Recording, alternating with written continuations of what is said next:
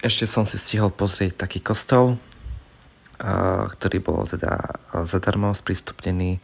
Samozrejme evangelický kostol, to bol kostol svätej Kláry, to bol tušne, už si nepamätám. No a potom som išiel si pozrieť Central Station, teda železničnú vlakovú stanicu, kde sú obchody, občerstvenie. Tam som sa bol aj najesť. No a potom som sa vydal už, to všetko máte po ceste takou rovnou uličkou. Samozrejme sú tam také zákutia doprava, doľava, ale pekne máte tú promenádu, tú štvrť pre mladých blízko. Je viditeľná voľným okom, pretože v tej štvrti je mrakodrap, ktorý má výšku okolo 176 metrov. Volá sa, že Turning Torso sa volá.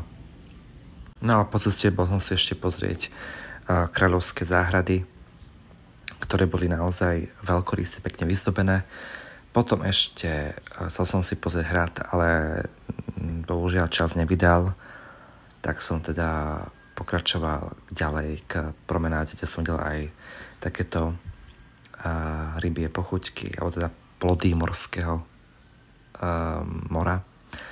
No a potom už som sa teda posunul a už som tu. No a to je štvrť pre mladých.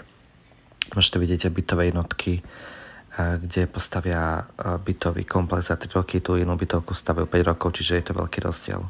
No a tu je ten Turning Torso, najvyšší, teda druhý najvyšší mrakodrap vo Švédsku, prvý je v Göteborgu, ktorý má 246 metrov.